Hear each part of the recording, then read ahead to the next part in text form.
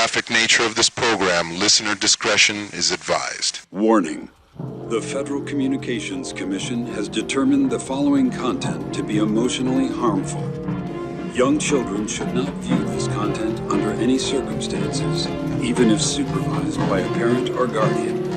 The views and opinions expressed, including the depictions of persons of color and members of the LGBTQA+ community, do not reflect any official policy or position of the U.S. government.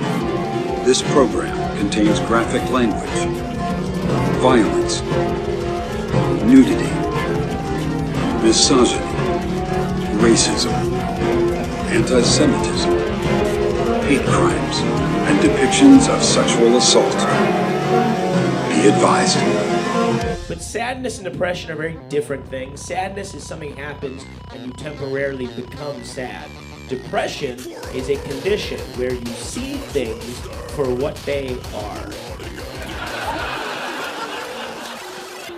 Right? That's what it is. We're like, hey, what's wrong? You're like, nothing. Just looking right at the truth, and my body is reacting naturally to acknowledging reality. That is what's happening with me. I don't know what you're not seeing. That's the thing they try to medicate you when you're depressed, which is like insulting. They have those commercials like, are you down?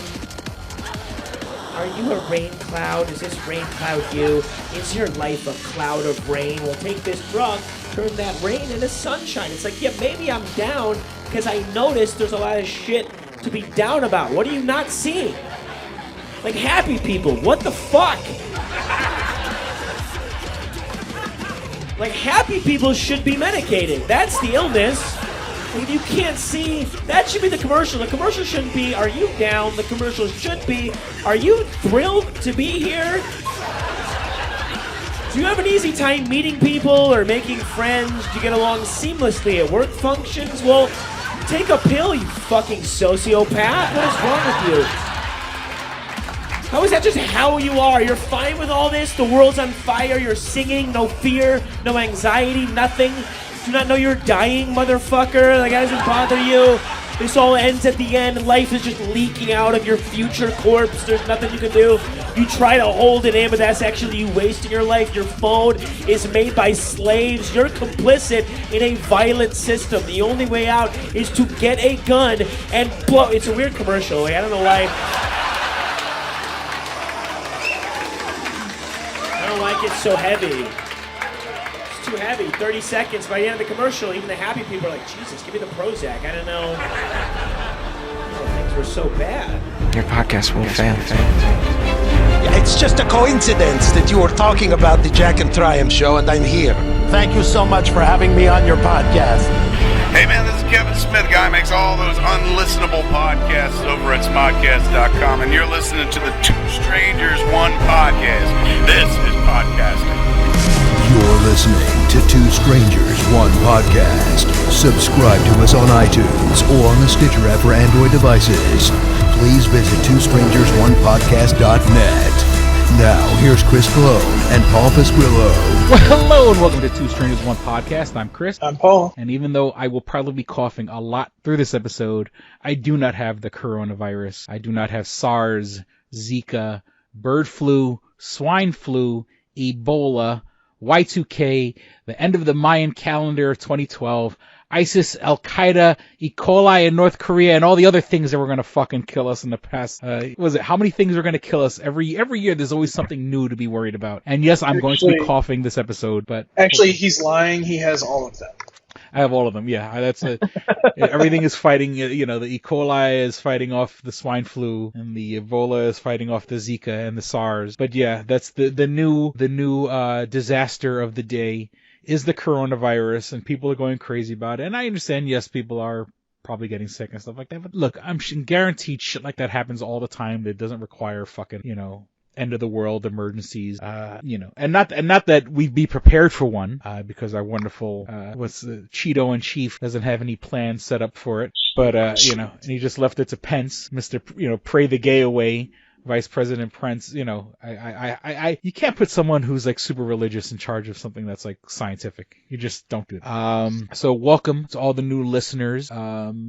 Since the last episode, our numbers have popped up a bit, and I do want to welcome all the new listeners. I feel like I am a bit under the microscope recently, because since the last episode on Valentine's Day, I had announced that I'm in a relationship. So that's it, Paul. Now that I'm in a relationship, the podcast is over. Well, you know, the podcast was just here just to keep me busy until I found somebody serious. No, so I'm pretty sure she has a lot of friends. She does a lot of like online gaming and online role playing games and stuff like that. So she has a lot of she's friends of a lot. She has a lot of friends on online communities and stuff like that. So I'm pretty sure there's guys checking me out, making sure that you know I'm pretty sure a bunch of guys are in the friend zone checking me out. I was like, what kind of asshole is this? And guys, trust me, I've been there before. You could go back and listen to 7 years of this podcast. I've spent plenty of fucking time in the friend zone. It's time for me to fucking move on and actually be in a relationship. And once again, this is still the very beginning. You know, everything's all fucking lovey-dovey now, and we're still in the honeymoon phase. You know, we'll slowly learn to hate each other and just tolerate each other's existence like most long-term relationships. But right now everything is still in the wonderful honeymoon phase. So, once again, I'm pretty sure I have guys like checking on me like, what the fuck is this guy all about? But enough about that. For all the new listeners of the show, we do have a long-term, and don't be wrong, if people want to send us nice emails, I'll be more than happy to read nice emails. It's funny, like when you see like celebrities on Twitter and they never acknowledge the thousands and thousands of like positive tweets they get. One person sends them a fucking nasty tweet, and all of a sudden, they jump all over it and they address the person directly, and it becomes a whole thing. So, but we have a long-term follower of the show, friend of the show, even though everything he says is horrible. I like to, and once again, if people want to send us nice emails, by all means, send us nice emails. But we got a new Oscar letter, 2020, for the new generation, for the new decade, the new year, the new change in our life. Oscar, and this was sent 2 days after our last episode. And one good thing, we had big gaps in between the last episodes because Paul and I were having issues with the internet. I upgraded the internet in my house, not to the top tier, the next tier up, but luckily we haven't had any kind of delays while we were talking before the episode. So hopefully, knock on wood, it won't happen while we're recording. But that was sort of a delay on why some episodes. Now you fucked it up. Yeah, right. I jinxed it by talking about it. But we had tried to record like 3 times before the last episode, and then life being the way it is, of course, there's always long gaps in between episodes. But fine, let's jump into the Oscar letter. This came out 2 days after we recorded we put out the last episode. Okay, from Oscar, dude, you sound like such a whiny bitch. And for those. For new listeners, Oscar is writing us from Peru, I believe, South America. You are such a whiny bitch. Listening to you cry about how Trump is fidgeting during the anthem, hearing the barrage of expletives, for something so idiotic. Paul the parrot agreed with you. Anyway, that was super annoying. Then hearing you guys speak on the Democratic candidate, like if any of these people have a chance. Bernie, Warren, Mayor Pete. Give me a break. There's not one person out there that can handle the job. Now you talk about impeachment. Clinton was impeached. Nothing happened. What makes you think Trump being impeached would be any different? The economy has never been better. Bullshit. That's my bullshit. Employment has never been better. Once again, bullshit. You're a lazy fuck and have a bogus job by choice. You could get a real job if you wanted to. However, your slovenly look and obesity probably keeps you from doing so. Trump will be president. He will never be removed from office. Suck it up and deal with it. Now get back to dick and fart joke or more stories about how pathetic your life is. Oscar, and then after Oscar, and once again, he's not an American. Trump 2020, and I'm not American. And it's weird, like, is that what the outside world thinks? Like, I'm pretty sure, I don't know if he's trolling us. I don't know if he's saying this shit just to be an asshole, or that can't possibly. I mean, then again, we got people in this country that are fucking hoodwinked into thinking how great the economy is, because it certainly isn't. The one thing, okay, you know what? The one point I'll concede on that I had said before Trump got into office is I thought gas prices were going to go through the roof.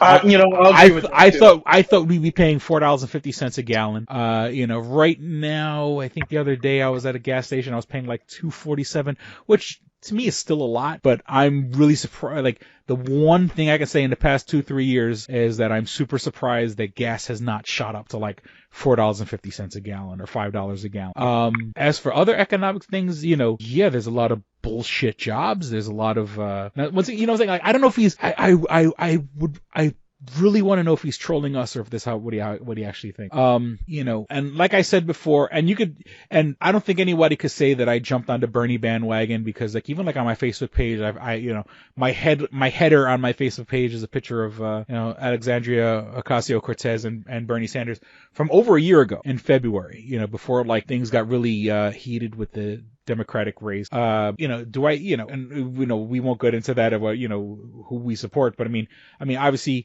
like I said last episode, and I'm just repeating myself, is, Bernie's been fighting for people since the fucking 80s, in the 70s and stuff like that. So, I don't think he's going to stop now. I'm saying? A lot of people, like a Mayor Bloomberg or something, all of a sudden, it was all for stop and frisk, and now all of a sudden he's running for president, and then he goes, "Oh no, I don't support stop and frisk anymore." So, can we talk about Bloomberg? Yeah, Bloomberg, is that allowed? Yeah, of course we could talk about Bloomberg, because look, Bloomberg only became Mayor Bloomberg because after 9/11, obviously people in New York, and this I can speak of because I lived in New York City at the time. After 9/11, Mayor Giuliani was, quote unquote, America's mayor. We were still under this rush of patriotism and stuff like that after 9/11. And then Rudy was going out of office anyway. He was not going to run afterward. Rudy threw his endorsement behind Bloomberg because at that particular time, Bloomberg was a Republican. And, the only reason everybody voted for Bloomberg is because Giuliani, once again, this was 20 years ago where, the post 9/11, when people still really loved and supported Rudy Giuliani, that's the only reason Bloomberg got that job. It's one of those deals. If he could run a company, he could run a city. He didn't really exactly run the city. The amount of gentrification that happened through the city afterwards, the amount of people who left New York City, because after 9/11, now obviously it's not Bloomberg's fault that people left after 9/11 because people were scared and people didn't want to live there anymore.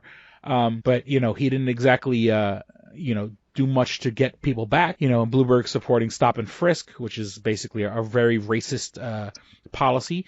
Bloomberg, the big joke of his whole time as mayor was he wanted to fight the big gulps in 7-Eleven, which aren't even 7-Elevens in fucking in New York City. There's probably, at best, there's probably 10 7-Elevens in all of New York City, the city that services 11 million people. That being said, he wanted to ban large sugary drinks, like if you went to the movie theater or if you went to the amusement park or something like that.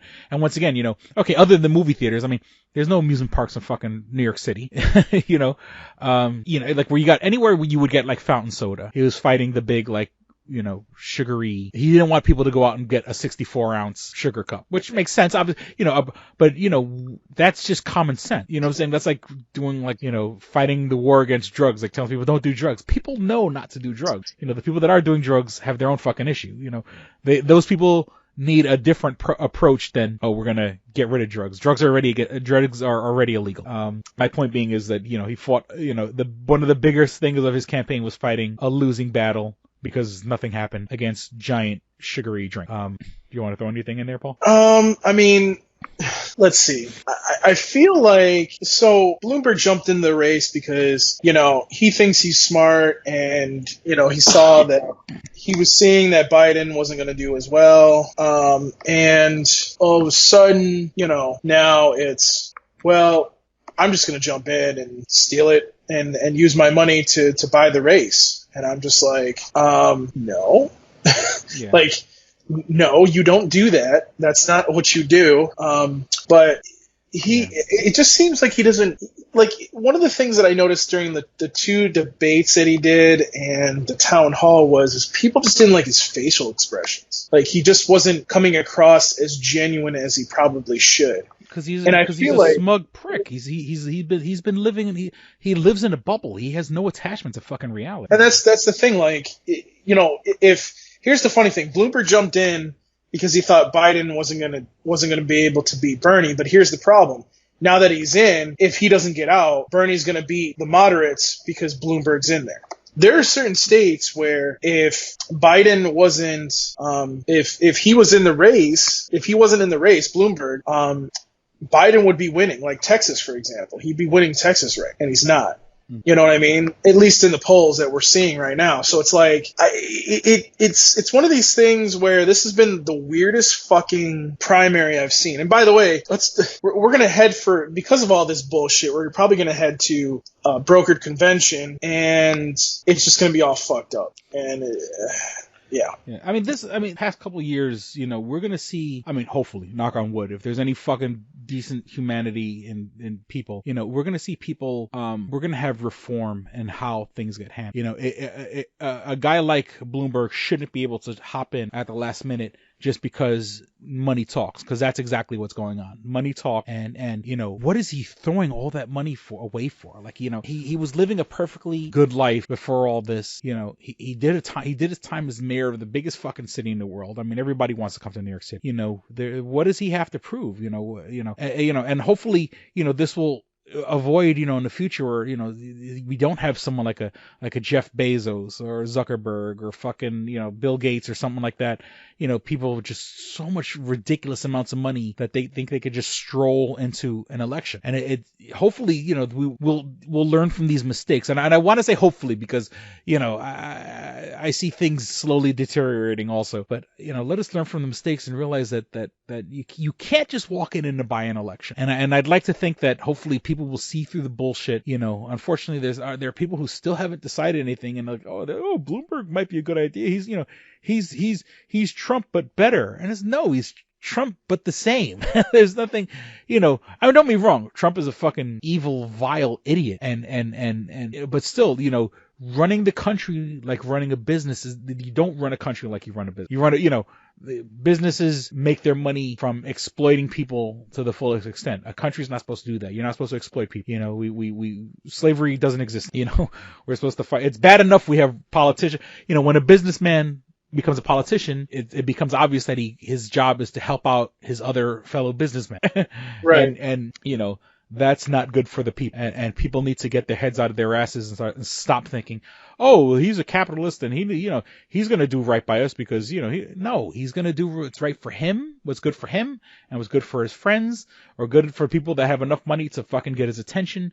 And, we're going to keep screwing ourselves further, deeper and deeper into debt. And other millionaires and billionaires are not going to pay their fair share. The working man's going to keep getting fucked. And, I'm sorry I'm getting all deep and shit like that. We should get to dick and fart jokes. But, it's just, voting for a businessman isn't a solid, that's not a good enough reason to be the fucking leader of the free world. Look at our fucking mayor here. Like, she endorsed fucking Bloomberg and he has a really bad, that first debate, he had a really bad debate and everybody started yelling at her like, why did you endorse this guy? Like, you know what I mean? Yeah. Nobody gives a shit about Rochester.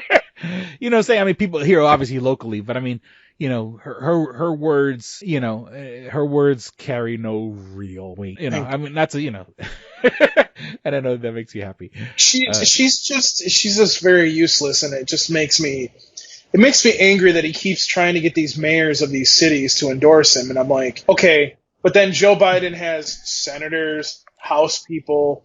I saw a Bloomberg commercial where he got fucking Barack Obama in it, and even though it's not Barack Obama saying I endorse this message, but it's all footage of Mayor Bloomberg and Barack Obama talking and stuff like that. And I'm like, is that how much money he has? And I also kind of feel bad. Like, fucking, is Obama like? Obama sold us out.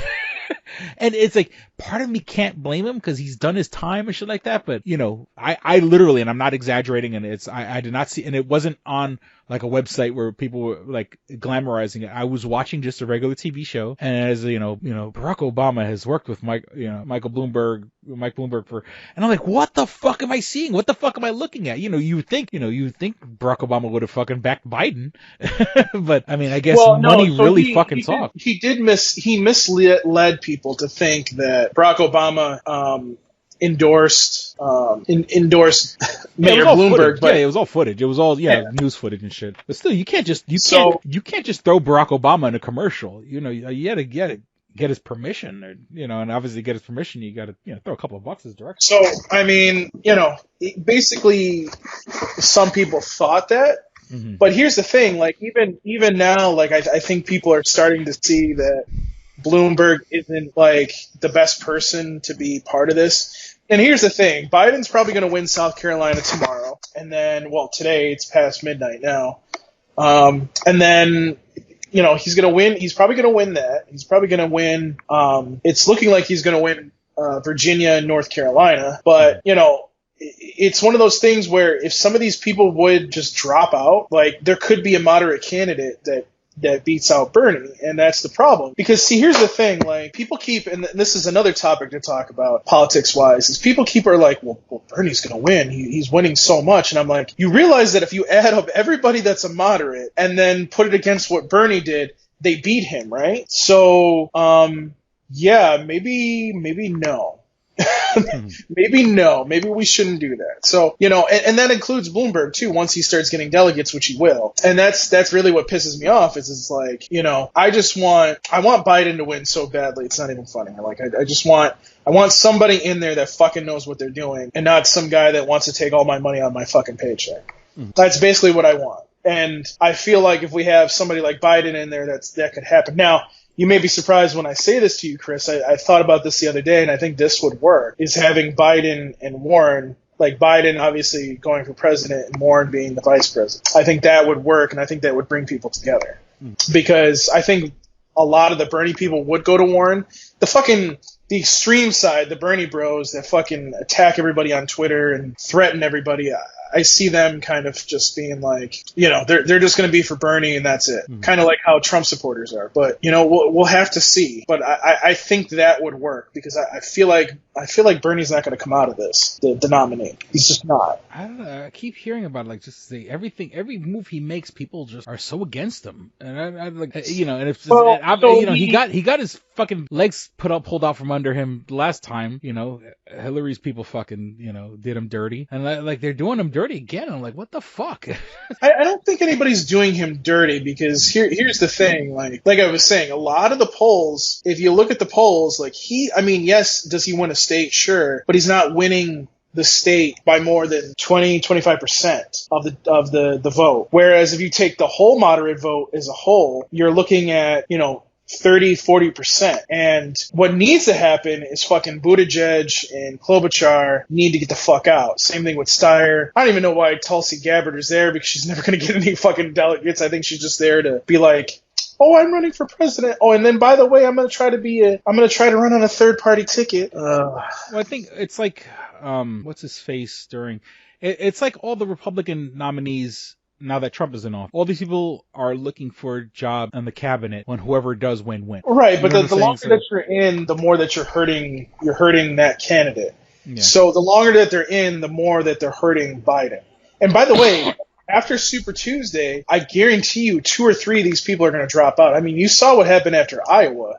Yeah. Actually, no, it wasn't Iowa. It was New Hampshire. Like 3 or 4 people just done. Yeah. 3 or 4 people right after New Hampshire were done. So number one, 90% of those people weren't getting any votes anyways, and number 2, it just made no sense after that point. It's like Andrew Yang, who's now a CNN contributor, which by the way, he makes things every time that they have him on, he makes things really entertaining. So I love that. He spent a couple of bucks and now he has a job. A lot of these people, they just want to get in the public fucking eye, man. It's like, yeah, and I I'll be honest with you, I think out of all the socialistic policies, I think the more that I think about his policy, it makes more sense. Like $1,000 a month, that makes sense. It does make sense because eventually there's going to be people that aren't going to be able to get jobs. I mean, honestly, the saving grace for Rochester is it's turning into a fucking healthcare city where there's like I was telling Darrell the other day, I was like, there's hundreds of jobs up here to fucking fill. Like they're making so many jobs that they don't even have enough people to fill them. Yeah. You know what I mean? Like teaching jobs.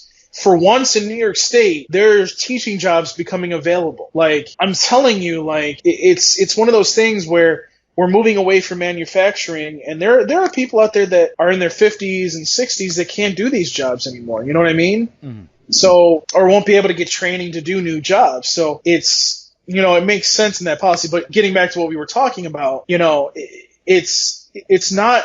I feel like when we, and I don't want to be one of those fucking people, Chris, where they're like, oh, fuck the media. The media's doing this and whatever. Because I don't think the media does that all the time. Mm-hmm. But I do think in this instance, they're building this Bernie thing up higher than it needs to be, because it's not really Bernie. It's the fact that Bernie's not turning out the people that he's supposed to. If you look in Iowa and New Hampshire, for example, he didn't turn out as many young people as they thought he was going to turn out. Like it was way down, Chris. They're sitting here looking at these are, we're talking about fucking Midwest states. You know what I'm saying? Like, is it Iowa? Iowa? But Iowa and New Hampshire had parts of those. The parts that he was counting on have high college turnouts, and they didn't turn out, dude. And by the way, we're talking about these are the people that are going to turn out for Bernie. And by the way, me and you aren't stupid. We know. We've gone through this. Like, I'm 35. You're what? 40. 50 years old at this. No.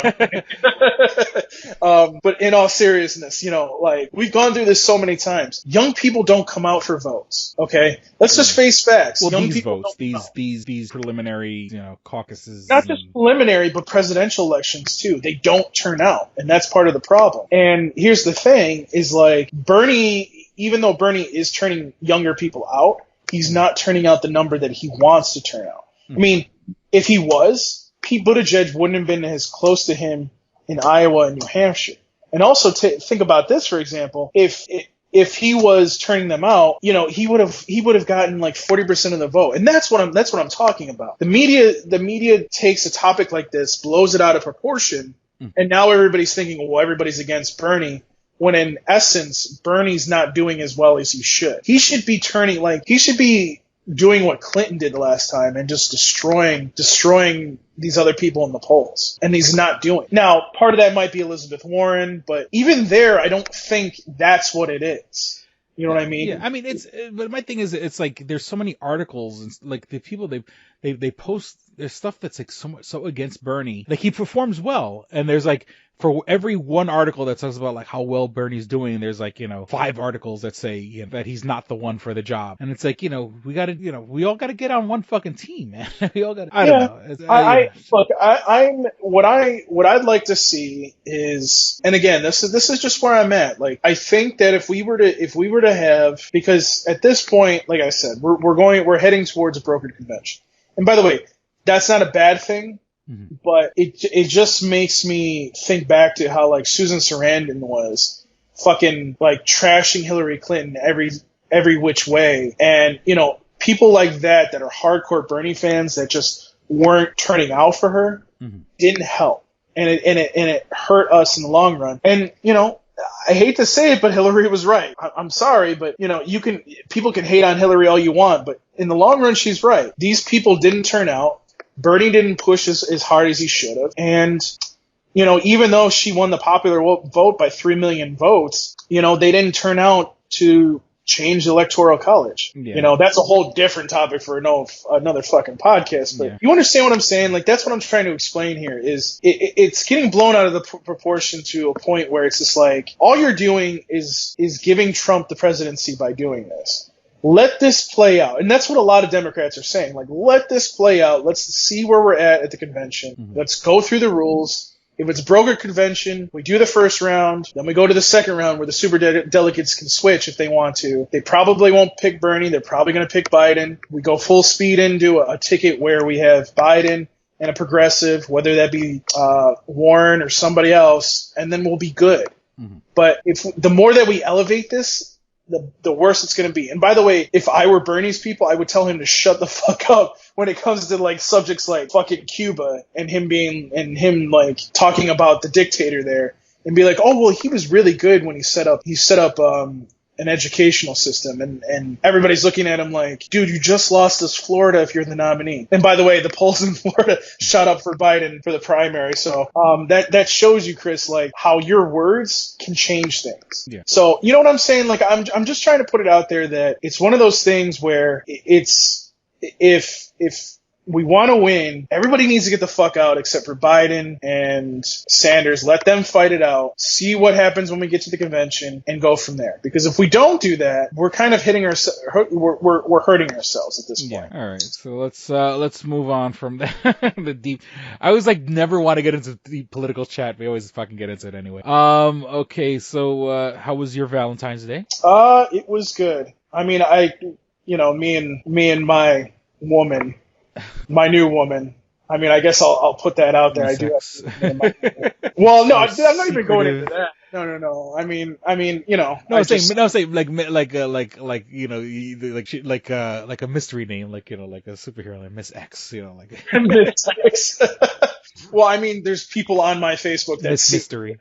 Go on, sorry. So I mean that's perfectly fine, but I just don't want to I don't put my shit out there anymore because I just don't want to hear things. I don't know. I just don't want to put it out there. I guess. Yeah, I mean, I've been pretty. I've pretty much been like transparent. I mean, the last like 2 relationships that I've been in like during the podcast. I mean, I've spoke about them after the fact and stuff like that. I mean, knock on wood, things are going good. I can speak about the last one if you want. But a couple podcasts to do.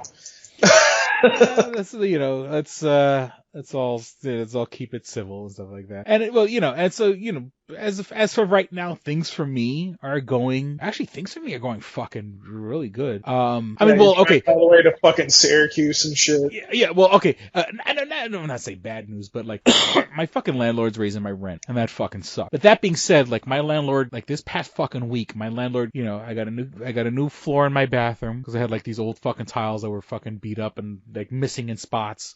They fixed up. I had areas of my house that had fucking like there was like cracks and shit like that in the drywall and shit like that. And the whole thing is like certain parts, and some of it was my fault. I'm not even gonna lie. But they like my landlord fixed. Of course, I don't think he fixed for what he's gonna jack up my fucking rent. I don't think it's worth it. I'm no longer in a lease. It's a month-to-month thing. So I mean, I could leave whenever I want. So for the time being, like I'm not exactly pleased with the rent being raised, but at least like things finally got fixed up around here. I still have a bum ass fucking refrigerator that does. I got a big refrigerator. I got a little refrigerator. The little refrigerator is what I put all my stuff in, but the big refrigerator, the freezer parts still work. So that's the one thing they didn't fix, the scumbag. But the apartment's set up. I've been living a fucking bachelor lifestyle for so fucking long, and with my landlord coming to like fix things around the apartment, I had asked my significant other. I said, look, I need to get this fucking place in shape. I need to fucking get this place. And dude, like my house it's livable. It doesn't look like a fucking bachelor pad anymore. It looks, when everything is fucking nice and organized and taken care of, we did fucking, it was like extreme makeover in my house, and it's nice, you know what I'm saying? Like, part of me is, I'll always have like, part of me is I'm used to being alone, and it's going to take time for me to get used to the idea of like, So what you're saying is your significant other has been cleaning up after you. Is that what you're saying? No, she's been helping me get shit in order. Because So basically, you put a dish in there, and then when you like 2 minutes later, it's pretty clean. But it's one of those deals where like you go and you start a project, and like when you're single, you start a project, and there's no one there to like motivate. And you go, I'm gonna take care of this weekend, and you start, and you get a good start, and then like your phone rings or something, you take a break or whatever, and then that project never gets fucking done. And there's no one there to say, hey, or even if someone's helping with the project, then you actually fucking see it to completion, and when you're single, there's no one there to fucking put a foot in your ass and say, hey, or one, I'll help you get it taken care of. And another thing, if you start slipping, like, hey, let's get this done. And so, it's been a while since I've been, and even when even in the relationships that I've been in up to and including you know, my ex-wife and my baby mama. You know, I've always dealt with like people that had different goals in their life. You know, both my baby mama and my ex-wife were younger than me, and you can tell that they were younger. You know, the girl I'm seeing now, we're the same age, and you know, it's like, you know, this is how shit gets done, and like, you know. Or, you know, this is how the thing should be. And, you know, and it's, I mean, like I said, once again, you know, it's still the beginning and it's still the honeymoon phase and shit like that. But, you know, it's nice. It's nice knowing that if you ask somebody to do something, it's going to get done. So, I mean, I'm purely taking this off of what I'm seeing on Facebook. Based on what I'm seeing, like, I feel like you two complicate. Wow. Complement each other. So I know you sit here and say like the honeymoon phase, but I feel like it's more like you guys complement. Yeah, like, I mean, because it's nice being with a fucking adult. Yeah, you know what I'm saying? Like, you know, dude, I've been with people that, you know, they were with me for the wrong fucking reasons. You know what I'm saying? They're with me because I was the stability. I was the rock or whatever. But, you know, you can't be the rock all the fucking time. You know what I'm saying? Sometimes you need a rock for yourself. And I've never had a rock in my life. I've never had, you know, someone that I can say, you know what, that person's going to be there for me when the shit hits the fan. You know, and of course, like I said, it's still super fucking early in a relationship. But, you know, I mean, to help me get shit like this done, to turn my fucking disaster of an apartment into fucking livable. I mean, I have, obviously, if people should know by now, I have my own place finally. I mean, I've had it since November, which number one, like, I mean, that's just been a great experience there, but it's nice to know, you know, part of the problem that I had was not being able to have the funds to do that. And I'm one of those intelligent people that I'm like, if I don't have the fucking money, I'm not going to do it. Mm-hmm. You know, and I'll be honest with you, you know, I think in the last relationship, had I, you know, maybe had we done things a little bit differently, it wouldn't have, the money problem wouldn't have been, money wouldn't have been an issue. Mm. But I personally think that, you know, now I don't have to work two jobs. I have a job that pays, you know, enough to afford me an apartment, you know, and here's the other thing. I mean, like, you know, I've been blessed in my current relationship and my last one to have women that will come in and be like, oh, I'm just going to I'm going to clean up after you, even though I don't have to clean up after you. Like, I'm the type of person that will clean up after myself, that will do things myself, you know. Mm-hmm. I'm not going to leave my shit everywhere. I'm going to take it, put it in the basket so it's not everywhere. I'm going to put myself in the sink, you know, and I don't create enough dishes to where I'm like fucking, it's piling up. So like on my day off, I'll wash the dishes, make sure everything's good and put them back up. I'm usually good about that. But, you know, now that I have, you know, having a woman in your life, you know, like the next day, your dishes are already clean. You're like, oh, well, thanks for doing that. Like, I appreciate that, you know, and that's, you know, it is definitely like having that is really nice. Having somebody that wants to contribute and doesn't need to contribute, but offers to and wants to be there and wants to be part of your life. That's, you know, I'm not a God. I'm not one of those people that goes to church, but I can say that I'm blessed in that sense. You know, I'm blessed to have somebody in my life that, you know, is just simple. You know what I mean? Just it's nothing's complicated. It's not fucking complicated. It's simple. Mm-hmm. And that's what I like. I just, you know, I'm simple. I don't go out and buy 50 different things, Chris. Yeah, you know, I have a 50-inch TV. I have a Roku soundbar, and that's it. That's the only thing. As long as I have my TV, my computer, I can do my podcasting, I'm good. I don't need anything else. You know what I mean? And she allows me to do that. You know, I don't know.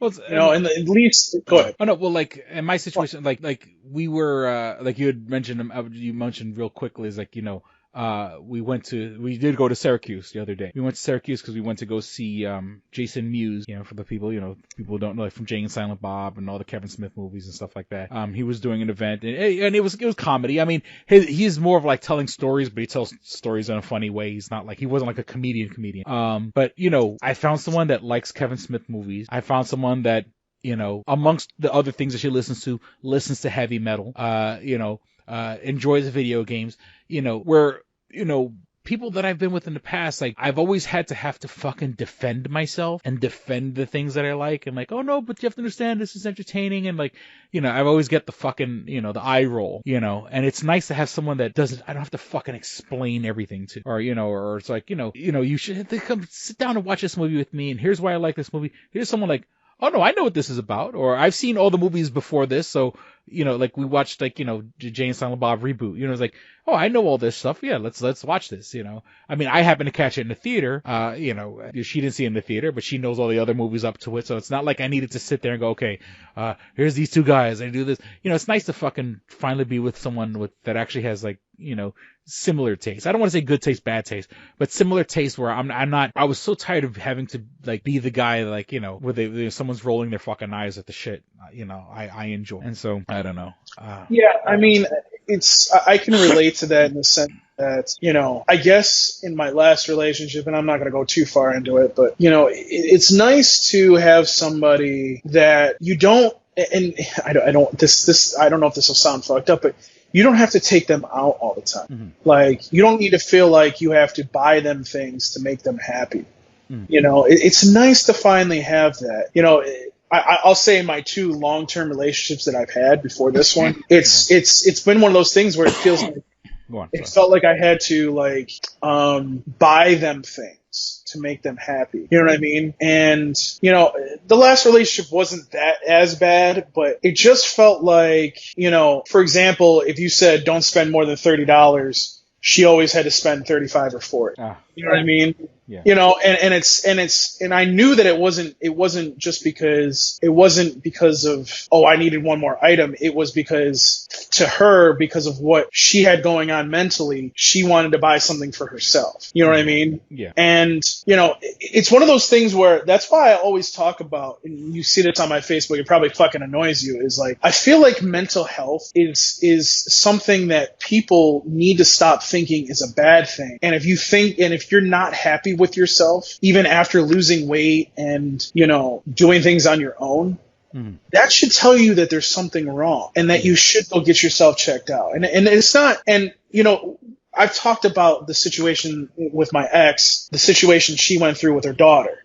I'm not going to rehash that, but you have to understand, like, there's probably PTSD still there. There's probably something mentally there that's still there. And by the way, I'm not knocking that. I'm just saying that's natural. But, you know, the thing is she wanted to do things on her own and make herself better on her own, not realizing that you can't do that.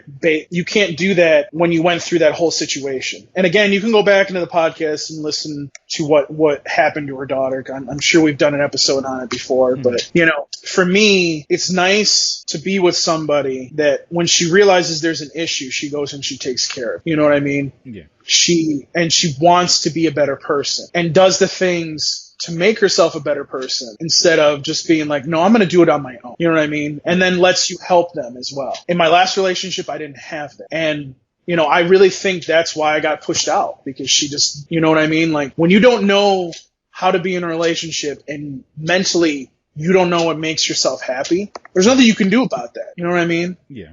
And honestly, it's just so much nicer to have that, you know? I mean, as for Valentine's Day, which what we were supposed to be talking about, I mean, what was it? The day before we did something because I had to, what was it? Valentine's Day was on a Friday. Friday, yeah. Yeah, she gets her kids on Friday. So we went out the night before, you know, just had dinner, you know, I, you know, got her flowers and she was just like, she was, you know, so happy about that. And, you know, just doing something like simple like that, just getting flowers. You know what I mean? You know, putting a smile on somebody's face. That, to me, when you can do something that simple, like buying cookies, for example, when somebody's not feeling good, you know, that to me is just like, wow, that's awesome. That's awesome that I can do that. And it's not like, oh, well, you didn't buy me a ring. You know what I mean? Like that to me is just so much. It's great. It's so much different for me, you know, and I'm enjoying it. You know, I'm enjoying it. You know, it's not like, and I don't want anybody to be like, oh, well, Paul, we'll put another ring on another girl's finger. Oh God, here we go. No, that's, you know, that's not happening again. That's not happening again anytime soon. Not not that if she listens to this, that's not what I mean, but, you know, it's just, you know, I felt like, and I've said this to her, like, I felt like I jumped into that way too early, but I did things right in the sense that a long engagement showed me what I needed to see. So it was a good thing at the same time. Yeah. So, and I like, you know what, I'll be honest with you, long engagements are good. I think that's a good thing. You know what I mean? Yeah. So. Okay. And it's like, you know, it's one of those deals where, like, you know, sometimes people who have the short, you know, like, they're rushed because there's that childish mentality of, oh no, we have to do this and we have to do that. People a little older and a little more like, look, I'm just happy you're here right now. There's no reason to rush into anything. It's that's another thing. It's nice to have somebody in my age range. Like, she's 30, I'm 35.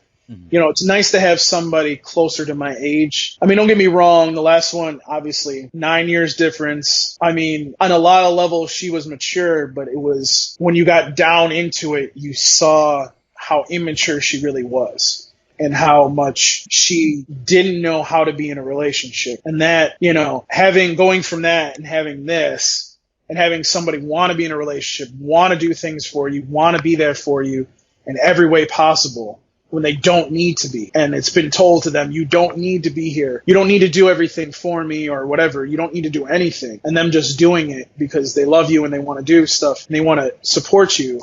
That's great. You know what I mean? Yeah. So I can definitely understand where you're coming from, Chris. I mean, you've been through some shit. Yeah. You've been through a lot of shit, man. And honestly, as your friend, man, don't start crying on me, you fucking 40-year-old. I want you to be happy for once because, I mean, you've had some, no offense, you've had some really shitty, a lot worse relationships than I've had. Way worse. And I just want you to be happy because you deserve it. I invested a lot of, I say invested, more like waste. You know, I've given the wrong people my time and I've given the wrong people my energy. And unfortunately, you know, it blew up in my face and I let myself, get pulled down, by people who, you know, they're only happy when they're done. They're only happy when, you know, they're only happy being at the bottom. I mean, of the I don't, bucket, you know. My issue is that you've had certain people in your life that only come to you when you're in your deepest, darkest moments and then try to use you. But then when you don't want to reciprocate because you realized, fuck, I shouldn't be doing anything, they get pissed. That's been part of the problem. And I'll be honest with you, like, it's just good for you to have somebody in your life that has actually just been, and so far, I mean, I haven't seen anything that tells me differently, that has kind of just complimented you and made you happy. I mean, it's even reflected on, I was saying this tonight off the podcast, like, it's reflected on your fucking Facebook because, like, you're not so much like murder, kill, I hate hide the world. body. Yeah, I hate the world, hide the body kind of thing. I mean, there's still your asinine. Yeah, I will always be a miserable prick, but, you know, but it's, you know, it's nice to have, you know, it's nice to have someone to wake up. You know what I'm saying? I'm there for, obviously, my daughter. My daughter's the most, you know, my daughter will always be the most important woman in my life. But, you know, during the week, she's with her mom. And during the week, you know, I don't get a chance to be involved in my daughter's life the way I would like to be. And unfortunately, that's just something I have to wait until my daughter gets a little older and she can tell the family court judge that, you know, she wants to spend more time with, you know, right now I'm still stuck on an arrangement that was made years ago, you know, where I get the weekends and stuff like that. And when my daughter gets a little older and she can articulate herself, and I don't want it to be, well, I'm telling her what to say, because that's the wrong reason to do it. Right. But when she can articulate to the judge, and I mean, I'm very, very lucky enough where my daughter does, she'll FaceTime me and stuff like that. And and during the week, my daughter FaceTimes me, you know, like, it's not every day, but at least every other day, you know, and she'll want to call and then, like, even she was like, Daddy, I'm happy you're with somebody. She goes, Daddy, I'm happy. I'm happy. Her? No, but I've told her about her, and of course my daughter has noticed the changes around the house and stuff like that. I said, you know, I had someone help me out and stuff like that. And how long have you guys been dating? It's only been a little over 2 months. You know, like, we've been talking for a little while and we've been dating for about a month. You know, so yeah, over a month. I mean, what am I saying? Well over a month. But I'm saying, like, you know, but it's been recent. You know, yeah, a couple months from now you'll have to introduce her.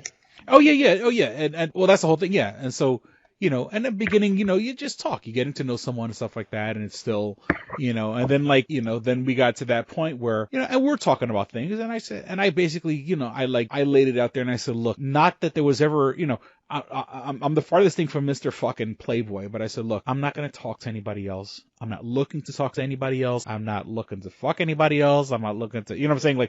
Like, Yeah. I'm not, wherever we are right now, I'm not going to play you and make you think that I'm not going to have anybody else in my life in any kind of capacity that would compromise what we have right now. And, you know, and obviously, and as I hopefully you feel the same. But I mean, I can tell you right now, and like, because, you know, we met on a dating site, you know, and for years I've been, you know, bad mouthing dating sites, and, you know, and I've had plenty of bad dates on a dating site. But I said, look, I deleted my account. I fucking deleted the app off my fucking phone. You know what I'm saying?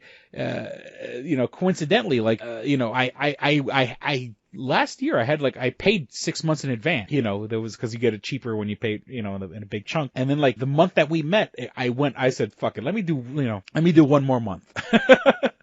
You know, and I paid for that month, and you know, that's when we met. And then like, and I said, look, this month is over. I'm not renewing. I'm not, you know, I'm deleting the app. I'm, you know, and I said, you know, I hope you feel the same way, but I'll let you say it when you're ready to say it, and no pressure and stuff like that. And she's like, no, don't. I'm not down to see it. You know, I'm not looking to fuck around. I'm not talking. You know, like, when we first started dating, there was still like one more. There was a guy that was kind of coming around, and that guy was a fucking bum. Yeah.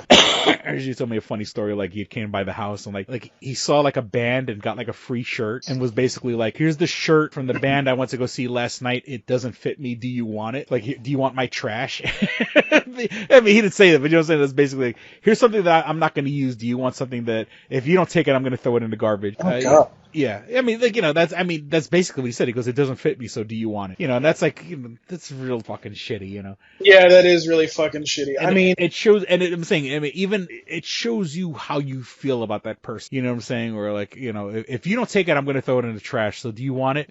And so, I've never had that. I've never had somebody do that to me, nor have I ever like experienced somebody doing that. Yeah, and it was just one of those deals where like she was just still like she was. At that particular time, she was like too nice to say, look, dude, this isn't going to fucking work. But as we got serious, she's like, look, don't fucking come around no more. I'm talking to somebody. It's serious. You know, you didn't make the cut. Have a nice life. You know, so, but you know, she put him straight. And to the best of my knowledge, he hasn't bothered her. Oh, I mean, I'm not going to go into detail on here about what the girl I'm dating with, what she had to go through. But let's just say that compared to what she was with, like, I'm like, what's the word? I would say I would probably be like the blessing that she needed kind of thing. You know, like I mean, it was that bad. So yeah, I can definitely understand that too. I just, you know, it's, I don't know, it's kind of funny because now I'm starting to see people that didn't have relationships, having relationships. You know, it's really nice to see that. You know what I mean? It's nice to see people happy now. Like, I'm starting to see people on Facebook getting people and being happy. And, you know, I'm on this whole, like, good karma shit now where I know if I say something stupid or I fuck up and say something wrong, and doesn't necessarily mean with my woman either. I'm just talking in general. Like, I'll get smacked on the back of the head. Like, I got pissed because I couldn't get ice off my car and ended up scratching it a little bit. And I'm like, fuck you, karma. I get it. I'm like, I get it. I understand. I get it now. Okay. I'll shut up. I'll stop it. I'll stop being pissed. It'll be fine. You know, I just, you know, yeah. And I'm just, yeah, no, I know what you mean. Yeah. But I'm just, you know, I'm happy. I'm really happy now. I can truly say that I'm happy with my life. You know, I'll be honest. I didn't think I was going to be where I'm at right now. And sometimes I kind of sit there and kind of go, you know, is this the right path? But I know that I'm kind of just letting life guide me at this point and just letting me take it where it is. You know, because I don't know. I mean, yeah, everything's good with the chick that I'm dating now, but that doesn't necessarily mean that in a year from now that's going to be the same thing. You know, I don't know. And I do have apprehensions because of, you know, the last relationship, you know, You don't know. You don't know. Like, you sit there and you go, did I do this wrong? Did I do this wrong? I can say without a shadow of a doubt that I know I didn't do too much wrong in that relationship. But you always have, and I'm sure you've been there too, like you always have those things where you're like questioning, did I say this wrong? Did I do this wrong? Am I doing this wrong? And it's just like, just shoot me, please. You know what I mean? Like, so, for me, Chris, what I would say to you is just let, don't put too much pressure on this relationship. Just let it go to where it's going to go. And, who knows? 3 years from now, I may be at your wedding. What the fuck? I don't know. You know what I mean? Like, I'm not saying that's going to happen, but, that's where life could take this, Yeah, I got it. And, hopefully in the next couple of years, you'll be able to have your kid. You'll be able to have a better place. Hell, it might even be with this chick that that you may live with. If you guys vibe that much, there's nothing to say that you guys can't live with each other. Yeah. You know what I mean? You guys could live with each other and see if there's really a really good connection, because in my view, that's the best thing to do before you even, you know what I mean? Not just get engaged or get married, but also that's kind of the next stage in the relationship. You know what I mean? So, back in our day, you fucking got married and then you moved in with a goddamn chick. Like, I don't feel like you do that these days. You gotta live with a chick first to find out if you vibe right and if everything's good. Because if you don't, you're just gonna end up fucking shooting yourself in the foot. Yeah. You know what I mean? So, I don't know. I feel like we've gone a little bit too much on this, but yeah, we went deep diving. I think this was therapeutic for both of us. I'm not going to talk a lot about my relationship now. I may talk about my other relationship that I had before at some point, but other than that, I'm just happy now, and I'm glad you're happy too. I'm glad that you're not trying to kill people and shred their bodies or something. I'm not gonna just take my car and swerve into a crowd of people. Chris. And with that, we'll be back with more Dick and Fart jokes. This episode of Two Strangers, One Podcast is brought to you by Comics Etc. 1115 East Main and North Goodman at the Hungerford Building, door number 8. Find out more information at comicsetc.biz or like them on Facebook at facebook.com/comicsetc1. Did you ever see a film at such a young age it left you traumatized with cinematic wounds? Necrophilia. It's a dead issue, man. Don't push it. Cinema Psyops is a weekly podcast documenting an ongoing experiment on the mind of an unwilling test subject. No one should have to watch this movie. Oh, no one should have to watch this? No one should have to watch this movie. Surprisingly, it's not a topic that a lot of people really want to tackle. I'm shocked, prudes. I know, really. Right? It's the next sexual frontier that no one wants to explore. I am, in the most sincerest of senses, disappointed in you. It takes a powerful goddess like Connie, jam her arm down the monster's throat and kill it. Oh, I'm still tripping out over that. Even as a kid, I was like, I gotta find a girl like that. Every week, I get a new look of disappointment that I never thought I could get out of her. Unimaginable. At 12 years old, you should not be watching this movie. Obviously. At 13, you should not be. 14, you shouldn't be. I'm not entirely sure even 17-year-olds should be watching this. Just because you're offended by something doesn't mean that you have the right to demand that it doesn't exist. Watching this film again, I had all of this like little nerd glee with everything that kept little popping history up. doll popping up absolutely. at you. So I totally loved this film. Hey, I know why you couldn't see that. It's because your brain's warped from watching this shit at 12 years old. Yeah, this is a rough movie. I told you ahead of time when we were getting ready to do it that it was going to be a rough How did you watch one. this shit at 12? Because physical wounds heal, cinematic ones don't. Listen to Cinema Psyops. And we're back. All right, Paul. So let's get to the nerdy news, and this is sort of a bit of personal nerdy news. It's been 5 years since the release of the episode of Jack and Triumph, of which me and Matt, the trusty cameraman that I go to Comic-Con with every year, since Matt and I were part of the Jack and Triumph when it was released. We recorded it earlier than that, but it was 5 years since they aired it on Cartoon Network at night, or Adult Swim, excuse me. It was different at night.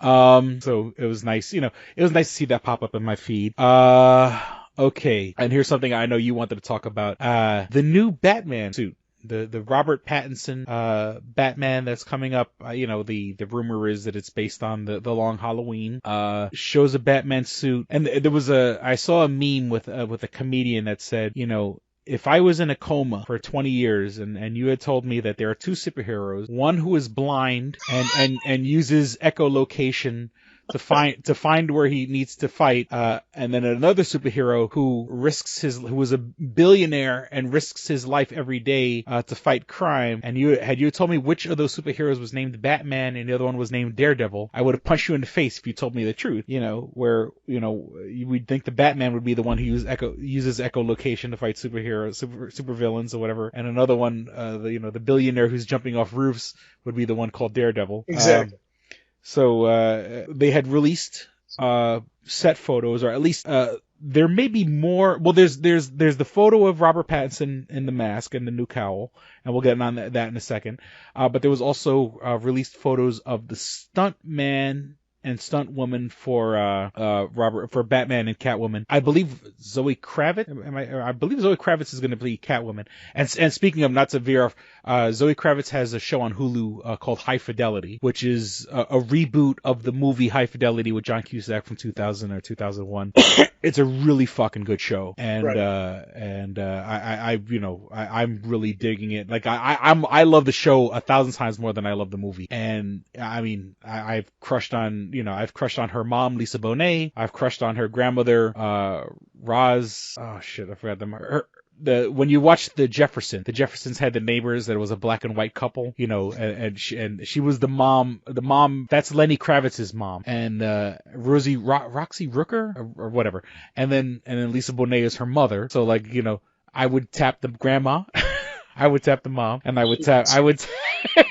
I mean, with all due respect to my girlfriend, what I'm just saying is, they were all sexy, especially in their prime. So we're gonna have date Chris Cologne soon, so that we can get him back on the dating scene. No. Oh, you say no? I can sit here and talk about they say you get a hall pass or whatever, but then again, we haven't had that conversation, but. I mean, I could talk about how attractive a woman is it's not like Zoe Kravitz is gonna fucking call me one day and say, let's hang out. So, I can talk about how sexy she is. But yeah, so they had the stuntman and stuntwoman. The one thing that I think looked so fucking stupid was that he's riding on a bat motorcycle, which the front of the bat cycle looks like the bat mask, where it has the two ears coming up, which I think is the stupidest design in the world, because if you get into a crash or any kind of accident, you hit a fucking pothole, those two horns are gonna go right into your fucking chest. Oh, I didn't. You know what? I didn't even notice that. I'll be honest with you. I was too Yeah, the front of the motorcycle looks like the mask. Yeah, it looks like the cowl, and it has two bat ears. Yeah. And if you hit a bump, it's gonna go right into your fucking chest. So, I mean, other than that, they showed the bat emblem. The speculation is that the bat emblem is actually made from the gun that killed his parents. Like if you look at the bat emblem up close, it looks like pieces of a gun put together to look like the bat symbol. Which, if that's the case, that's that's kind of cool. Using a bat symbol, and putting, and the joke, not the joke was, especially from one of the Batman games, he says that he puts the symbol on his chest on purpose. Like, that particular area is armored more than the rest of his body, because when criminals shoot, they tend to pick a target and shoot at that. And so, his chest is armored more than the rest of his body or whatever. So it's almost there to distract people. So if he has steel pieces of gun on his chest, I mean, I guess that's good. But you wanted to talk about the cowl. So, there's two things I want to say. So, number one, they were saying that the suit, and it's Matt Reeves that put out that video of the suit, the suit reveal. Mm-hmm. The suit, let's take the cape and cowl out of it.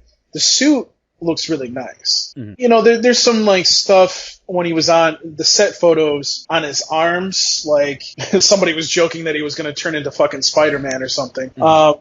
Or, I mean, now that I think about it, you could compare it to Black Panther. But from the sides, I don't think that was in the reveal of the suit that Matt Reeves put up. But the suit itself looks good. I didn't have any problems with the suit itself. Mm. But then the problem comes that you see the cowl or the mask, whatever you want to call it. Mm-hmm. You take that, you put it side by side with the Daredevil mask / cowl. Mm-hmm. And you go, holy shit, Daredevil is actually Batman. Yeah. I mean, dude, and it didn't help that when he did the reveal, the fucking background was maroon, reddish color. Yeah. So that didn't help. It's in red lighting. And then in the fucking set photos, it looks even worse. The fucking the cowl his eyes look like they're bugged out. And I'm like, what are you doing? Like, dude, you're making this worse. Like, I'm like, and I was saying to Chris off the podcast, for those of you listening, like, I'm in a Batman group on Facebook, and I never see anybody like, I never see like a lot of hate about something. This, I saw like at least 75% of the people commenting on this and being like, I didn't know this was fucking Daredevil, or this is Spider-Man fucking shit going on, or whatever. And I'm just like, that tells you that this might not turn out the way that they want this to. I'm sure Batman fans will turn out for the movie, but, you know, they may want to go back to the drawing board on the cowl. Now, the second thing I was going to mention is they did a side-by-side of the whole suit with the cowl, the live action one, and then somebody did a drawing or an animated version of it. And the animated version looks so much better than what the live action version looks like. I'm like, okay, it would work if it was in animation, but if it wasn't in animation, it doesn't work. And I'll be honest with you, I was one of the people that originally hated on Ben Affleck's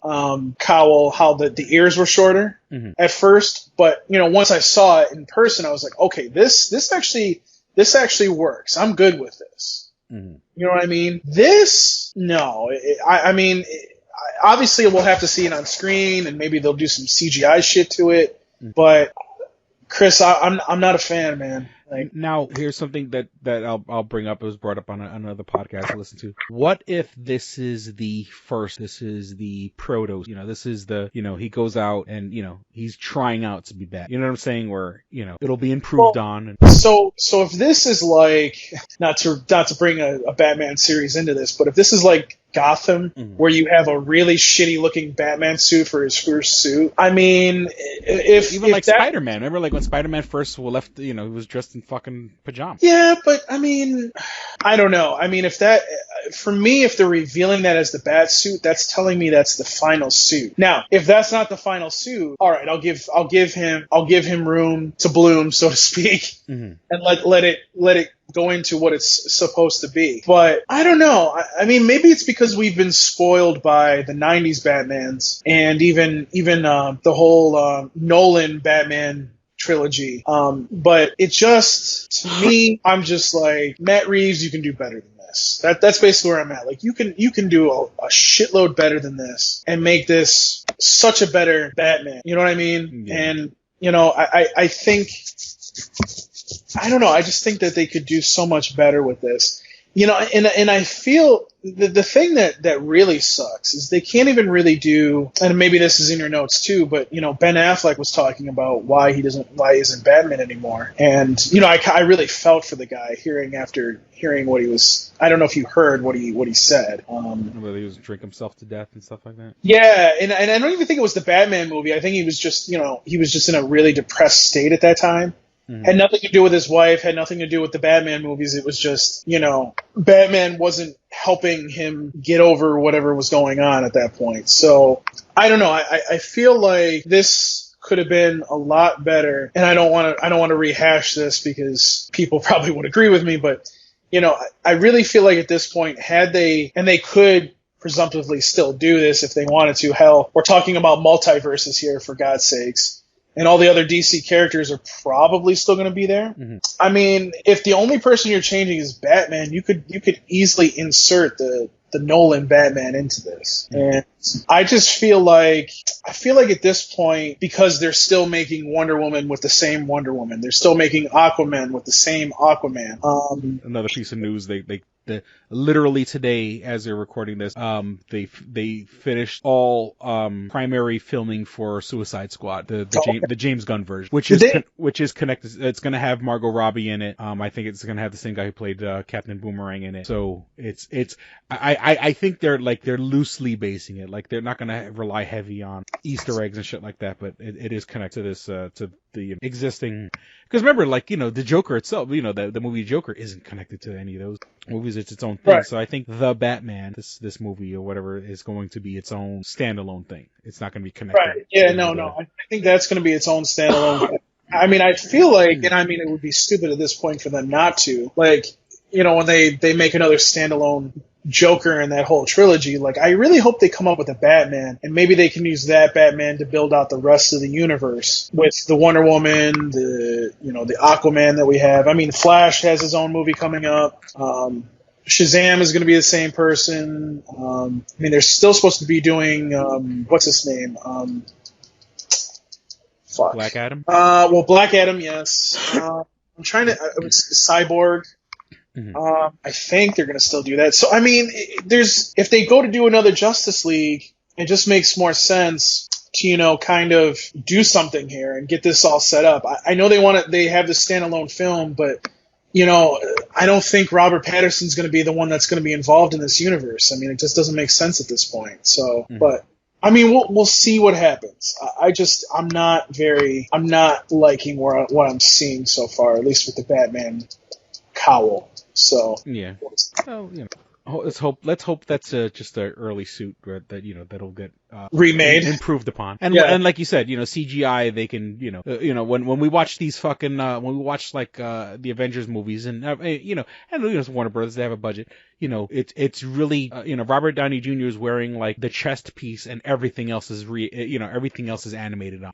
When we see Robert Downey Jr. as Iron Man, he's literally just wearing like the chest piece and everything else is sort of animated on there. So maybe if there's issues, they can fix it and make it look a little more, for lack of a better term, cooler looking. But speaking of the DC extended universe, since the last episode, Birds of Prey came out and unfortunately underperformed at the theater. I thought it was pretty good. There was a lot of people that was saying like, oh, this movie was it was emasculating, and the movie was, what was the other? There was like a couple things that people were making this movie out more than what it needed to be. It was a halfway decent fucking movie. It wasn't great. It wasn't the greatest movie. But for what it was a solid fucking flick. Part of me, and look, I'm gonna call it like it is.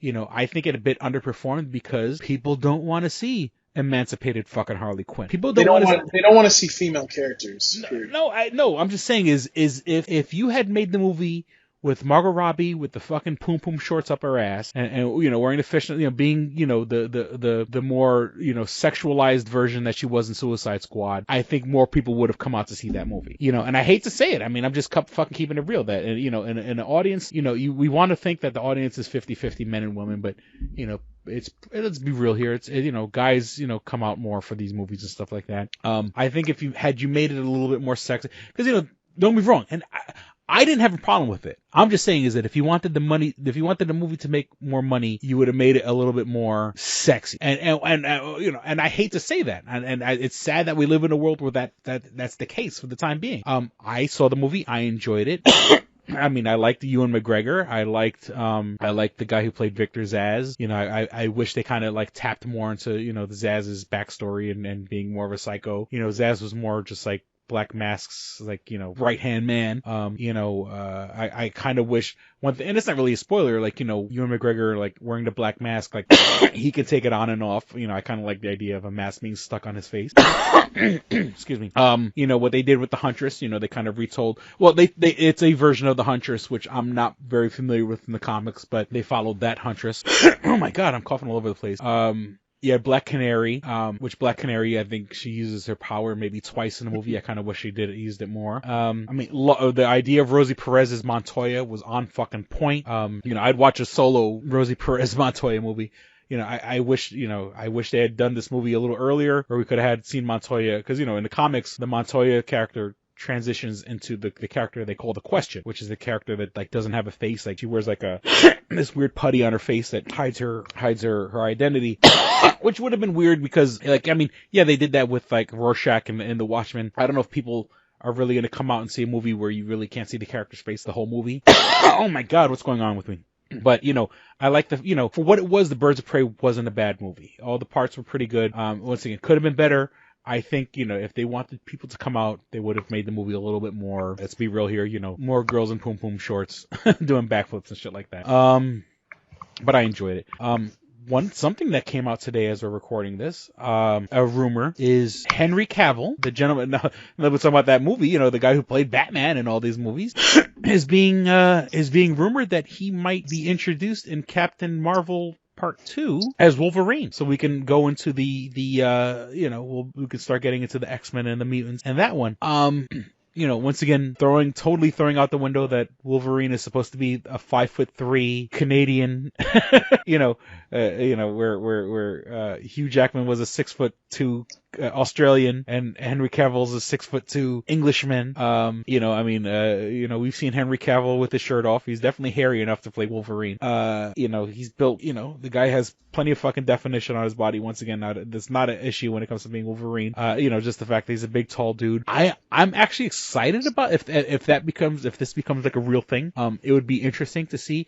I'm surprised that, because in my mind, I was expecting them to go with like a much younger Wolverine, because I think Marvel's making these movies knowing that they're going to be a franchise. And if if this does come through that Henry Cavill's playing Wolverine, he's going to be playing, Hugh Jackman's been playing Wolverine, for the past 20 fucking years, literally. So, are we going to see, Henry Cavill's Henry Cavill's got to be 30 something. Are we going to see Henry Cavill 20 years from now still playing Wolverine at 50, and a character that's not supposed to age? Who knows what we're going with that.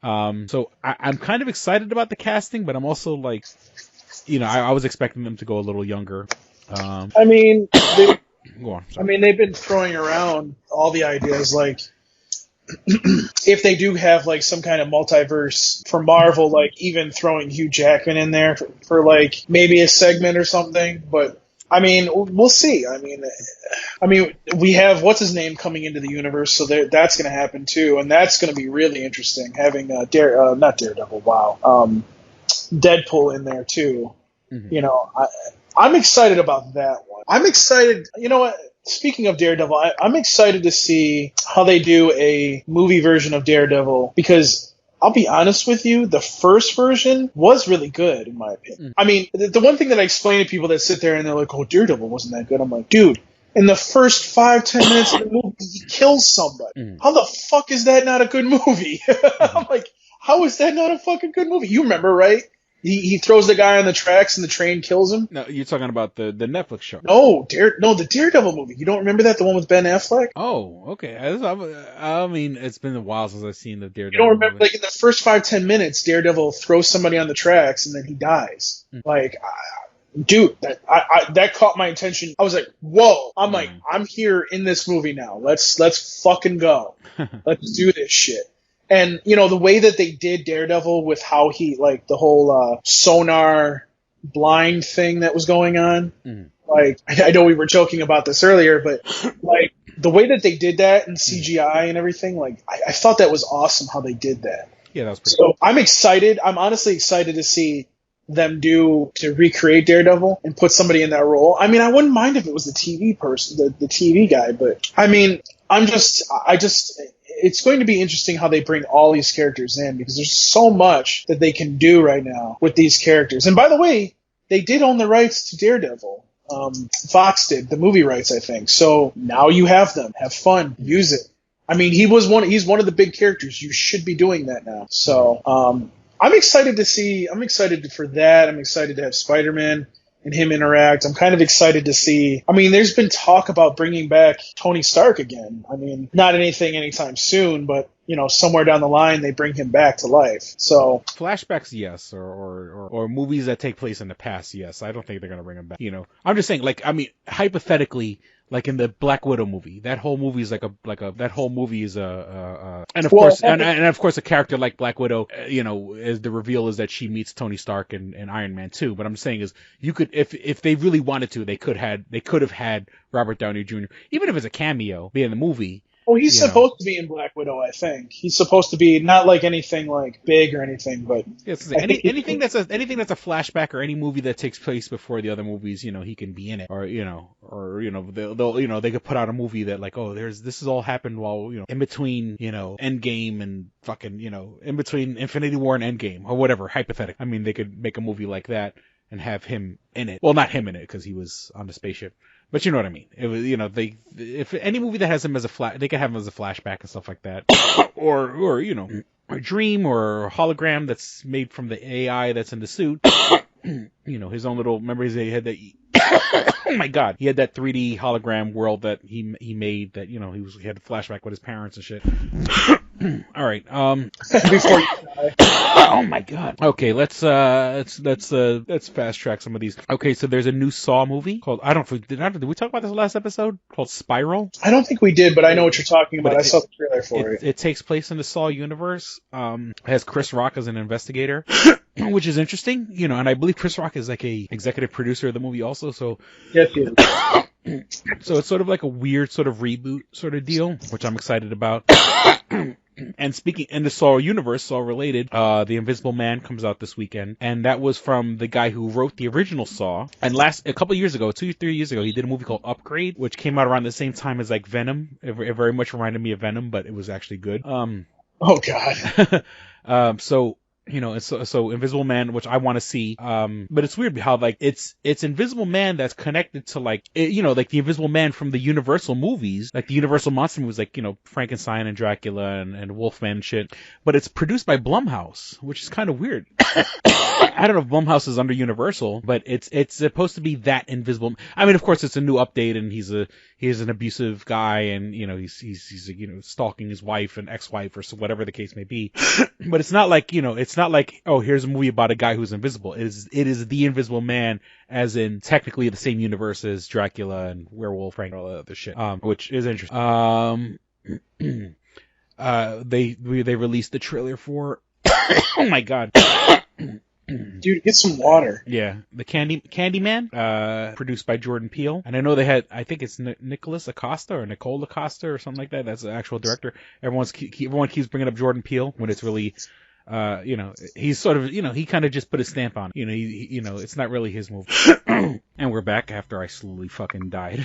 Just had some stuff caught in my throat. I've had this fucking cough for like the past week. I don't know, it's like a dry cough. Okay, Transformers. I believe this is technically season 3, but the new season is going to be released on Netflix. It's the War for Cybertron. I believe there was Combiner Wars, and then there was one other war, and then but it's coming to Netflix. So they're related, but they're part of a bigger arcing story. And unless I'm mistaken, friend of the show, George Christic, says that he wrote the first episode that's going to be playing on Netflix. He was definitely involved with the Combiner Wars from the first season, once again. And that was back when they were on an app called Go90. But, these people, they try to make an app and they try to get shows for the app, and unfortunately the app goes away. So, but George Christic said that he wrote I could be wrong, but I believe he said he wrote the first episode for this new series that's coming to Netflix, which once again is technically season 3 of a bigger story. Rick Moranis is coming out of retirement. For those who don't know his story, I believe he was taking care of his wife.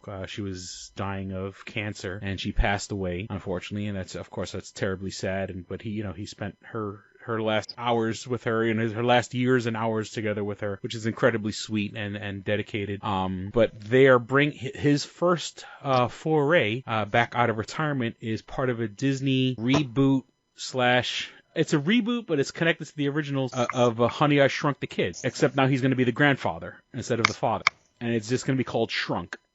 So it's interesting. I mean, of course, a part of me kind of rolls my eyes a little bit, like, oh my god, another fucking reboot. But I'm glad he's working.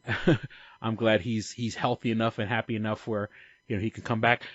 My thing is, if he's coming back, let's get started on the next Spaceballs movie. But I'm glad to see him back. He's in a bunch of movies I like, Spaceballs, Little Shop of Horrors, My Blue Heaven, some really good fucking flick. So glad to see he's back. I didn't know if I was going crazy or not. They released the My Hero Academia movie on that I'm sure about. It's in the theaters now. It's in theaters now, but yeah. I think I was on Hulu and I was caught up. I'm pretty sure I was caught up to date on everything My Hero Academia. Then all of a sudden, boom! They dropped seasons 3 and 4 on Hulu. Or season 2 and season 3, whatever. I believe everything that's up to. I think Hulu is totally up to date. Totally caught me by surprise because I thought I was caught up to date. But they have to wait for things to they have to wait for certain dates before they can release them. So I think to gather buzz for the movie, you could catch and I hate to sound like a snob or whatever, the dubbed episodes, not the sub, for you lazy fucks like me who don't want to read. I'm digging Picard. So am I. Yeah, I'm really digging Picard. I mean, I know there's people that are like, they're shitting on it. Oh, this isn't Star Trek, whatever. And it's exactly, it's not Star Trek. I and as much as I love Star Trek, they take in a world where, the Starfleet is actually making mistakes and being infiltrated and stuff like that, and not exactly doing the right thing. I like that idea. It gets boring when you have, Starfleet is perfect and Earth doesn't have any wars anymore and people don't do drugs and there isn't crime and, that shit doesn't exist, or if it does exist, it can't sustain itself for a long periods of time. So, I like the idea that, that Starfleet has sort of fallen into chaos because all this crazy shit and conspiracies and robots and, people who hate robots, people who love robots, secret societies and all this other shit. I like the idea of a fucked up Starfleet. So Picard's been, it's been pretty interesting, and I think it goes without really spoiling anything. 7 of 9 comes back. In the most recent episode, I mean, unless I was working when I was watching the episode. I believe they brought Hugh back. Did they bring back Hugh? Are you caught up? Hugh's been on a couple of episodes. So it's Hugh.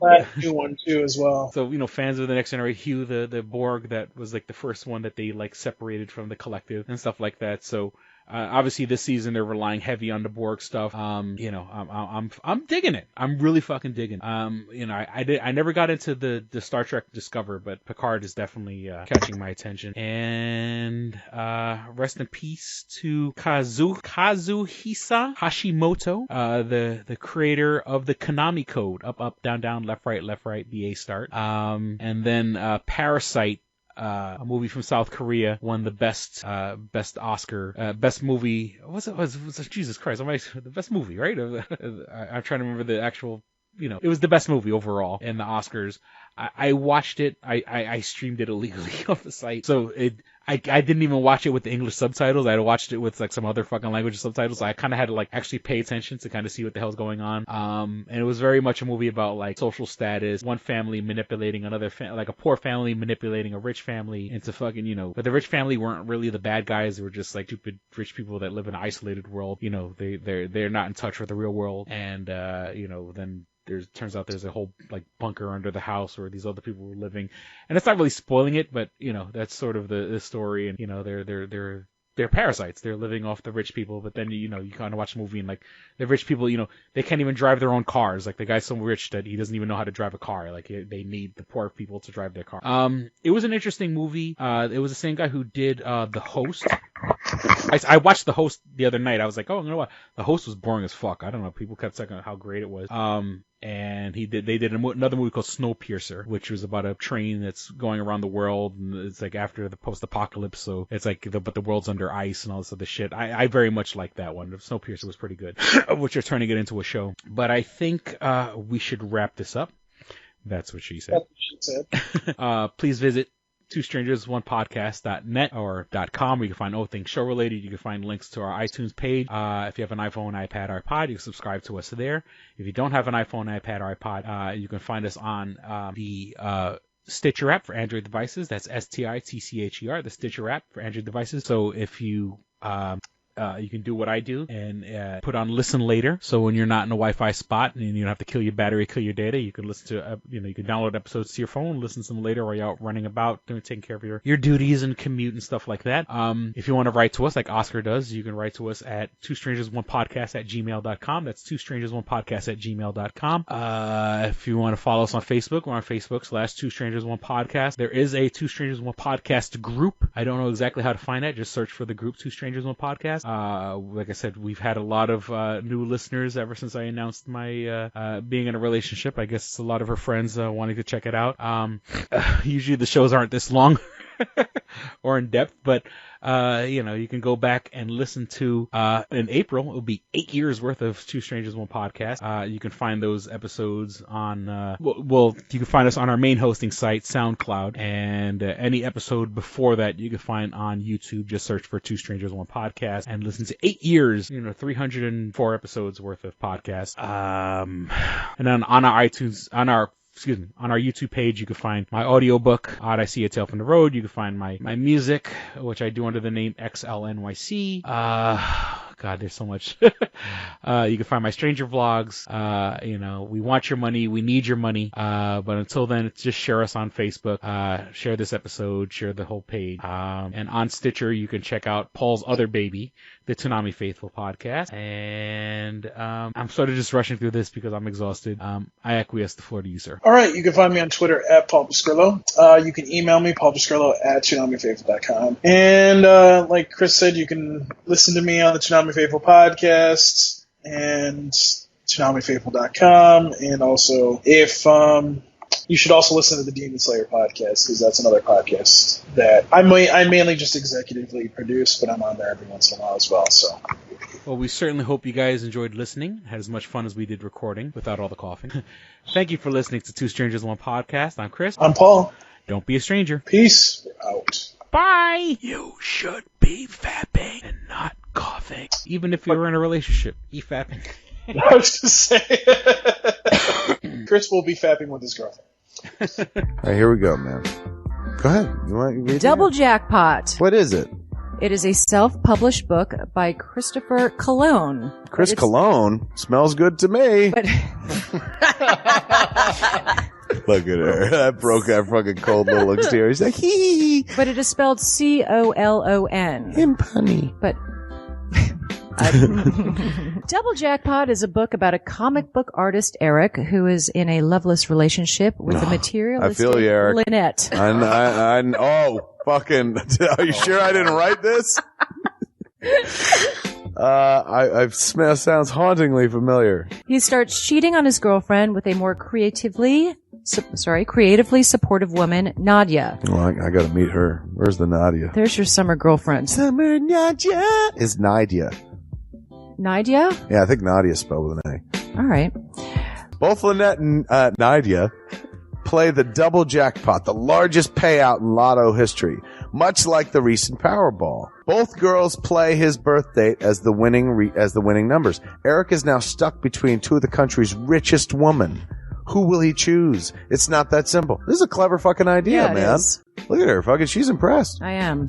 She got some summer reading. Christopher Cologne smells real lovely with an original idea. This is. I've never heard this before. I haven't either. This is a self-published book, much in the indie spirit as Kev's Clerks. Oh, you don't even need to name check me. This is just a good idea. You could stand on your own, man. You don't even have to be like, hey, remember Clerks? This is nothing like that. This is way more original than Clerks. This is a good idea, man. Why didn't I think of this? I need something to read. This book is part of the Comic Books, Heavy Metal, Video Games Trilogy Book 2. Odd I See, A Tale from the Road, coming soon. Right on, man. It's part of a trilogy. This is the first part. Way to write, man. He's seeking a literary agent. Motherfuckers, anybody out there? There ain't no literary agents listening to this show, I assure you, sure. Sure. I assure you, sure. But somebody know a literary agent? Hook a motherfucker up! Chris Cologne come up with an original idea. I should tell Raskin. That's a good fucking idea, to be honest with you. That's a fucking rom-com right there. Megan, get Raskin on the phone. Isn't it possible to get Raskin on the phone? No? Yeah. I want to run it past him, man. I want to, and if it happens, I get a taste, Chris Cologne. I get a whiff, if you will. The book could also be ordered on www.lulu.com. That's lulu.com. I understand that. I just want to spell it out. Normally one says it, that spells it. Still, lulu.com. What is that? Do you know what it is? I don't know. All right. The book could also be ordered on www.lulu.com. Search for Double Jackpot Christopher Cologne. A paperback version of the book is $15 and a PDF file is only $5. $5 is yeah. insanely inexpensive. 15's not even that bad for a paperback version. No. This is $1 million idea right here. Like a movie about a dude who fucking is stuck between two chicks, both of who play his birthday and win the lottery. Come on! I can see that trailer. Chris Cologne is on to something. Nobody else can smell it but me. I'll read it. Thank you. I'm going to make that smelly joke. I know. You're trying to get me to laugh again. It worked once. Double Jackpot is a self-published book by Chris Cologne, man. It's the first book in his comic books, heavy metal, video games trilogy. Book 2, Odd I See, A Tale from the Road, should be coming out soon. Get all the information Chris Cologne like a motherfucker. I and will his totally book, read this. Double Jackpot. I'm serious. I'm going to recommend that to fucking Raskin. How is that not a movie? You know what I'm saying? This could be a sexy movie. You could do an R-rated version. There could be nudie in it, and you could show them fucking both chicks. Maybe a little penetration. Maybe a butthole shot. No butthole, no care. I would like to formally apologize to Christopher Cologne right now. No, sex sells. Chris Cologne will appreciate that. He's like, thanks for throwing a few buttholes in there, man. Don't forget to check out twostrangersonepodcast.net, your one-stop resource for everything show-related. You can find links to subscribe to us on iTunes or on Stitcher. You could also find links to buy my book, Double Jackpot, on twostrangersonepodcast.net. Fuck you, fuck you, fuck you. You're cool. And fuck you, I'm out.